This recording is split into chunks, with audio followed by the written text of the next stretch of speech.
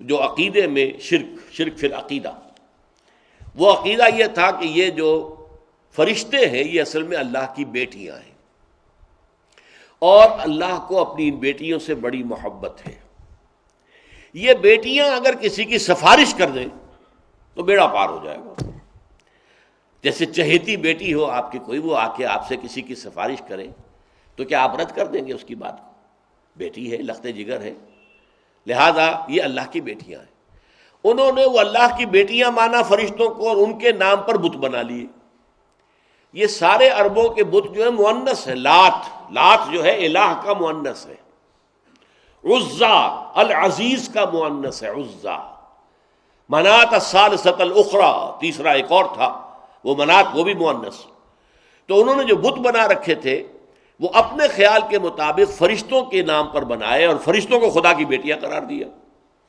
اور جو فرشتے خدا کی بیٹیاں ہیں اور ان کو ہم انووک کرتے ہیں ان کے ان بتوں کے ذریعے سے، ان کے جب ہم سجدہ کرتے ہیں، ان کو چومتے ہیں، چاٹتے ہیں، انہیں دھوتے ہیں، ان کا دھون پیتے ہیں، تو پھر کیا ہوتا ہے کہ وہ خوش ہو جاتی ہیں، وہ بیٹیاں اللہ کی، وہ سفارش کر دیں گی، بیڑا پار ہو جائے گا۔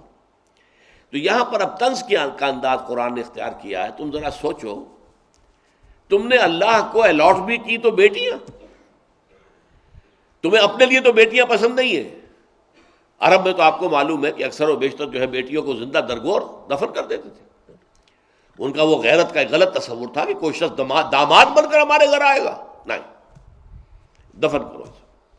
تو بیٹی تو پسند نہیں۔ قرآن مجید میں کئی جگہ آیا ہے جب انہیں کسی بیٹی کی خوشخبری دی جاتی ہے کہ آپ کے ہاں بچی پیدا ہوئی ہے تو اس کا چہرہ ایک دم سیاہ پڑ جاتا ہے اور منہ لٹک جاتا ہے، بہت افسوس کے اندر، غم کے اندر، اپنے غم کو جو ہے وہ غصے کو اور رنج کو گھونٹتا ہے، اندر ہی اندر سوچتا ہے کہ میں اسے زندہ رہنا دوں یا دفن ہی کر دوں۔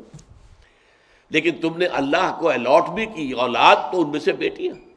افاصفاکم ربکم بالبنین، ذرا سوچو، کیا تمہیں تو اللہ نے چن لیا بیٹوں کے لیے، تمہیں بیٹے پسند ہیں؟ واتخذ من الملائکۃ اناسا، اول تو اللہ کے کوئی اولاد ہے ہی نہیں، کوئی سوال ہی پیدا نہیں ہوتا۔ قل هو اللہ احد اللہ الصمد لم یلد ولم یولد ولم یکن لہ کفوا احد۔ لیکن تم نے کمال کیا کہ اللہ کے لیے اولاد بھی تجویز کر دی، اولاد میں سے جو تمہیں پسند نہیں ہے وہ اللہ کو الاٹ کی۔ افاصفاکم ربکم بالبنین واتخذ من الملائکۃ اناسا، اللہ نے تمہیں تو چن لیا، پسند کر لیا بیٹے دینے کے لیے، اور خود اپنے لیے بیٹیاں بنا لی۔ انکم لتقولون قولا عظیما، جان لو تم بہت بھاری بات کہہ رہے ہو، بہت بڑی بات کہہ رہے ہو، گستاخی کی بہت بڑی بات ہے، اللہ کی جناب میں یہ بہت بڑی گستاخی ہے۔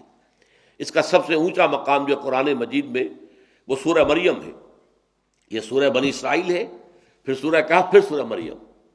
وقالوا اتخذ الرحمن ولدا لقد جئتم شيئا ادا تكاد السماوات يتفطرن منه وتنشق الارض وتخر الجبال هدا ان دعوا للرحمن ولدا۔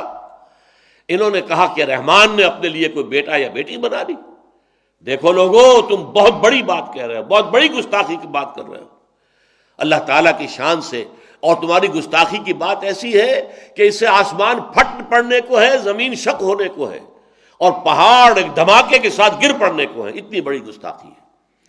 اللہ کے شایان شان ہی نہیں ہے کہ اس کا کوئی بیٹا ہو یا بیٹی ہو۔ تو وہ مقام جو ہے ذروۂ ثنا میں پورے قرآن مجید میں اس خاص قسم کے شرک کے اوپر اللہ کا غضب جس طرح ظاہر ہوتا ہے وہ سب سے زیادہ نمایاں وہاں ہے۔ بہرحال اس پر انکم لتقولون قولا عظیما، یہ 2 رکوع ختم ہوئے، اور اس پر ہمارا جو اس منتخب نصاب کا جو تیسرا حصہ چل رہا تھا، اس تیسرے حصے کا یہ درس جو ہے ختم ہو رہا ہے۔ اب اس میں ایک درس باقی رہ گیا ہے، یعنی عمل صالح کی وضاحت میں سب سے پہلے انفرادی شخصیت، پھر عائلی زندگی، پھر معاشرتی زندگی، پھر ریاست اور حکومت، ملی زندگی، اس کے لیے اصول کیا ہے۔ اس کے لیے جامع ترین سورت قرآن مجید کے اندر سورہ حجرات ہے۔ تو ہمارا اگلا درس جو ہے انشاءاللہ سورہ حجرات کا ہوگا۔ بارک اللہ لی ولکم فی القرآن العظیم ونفعنی وإیاکم بالآیات والذکر الحکیم۔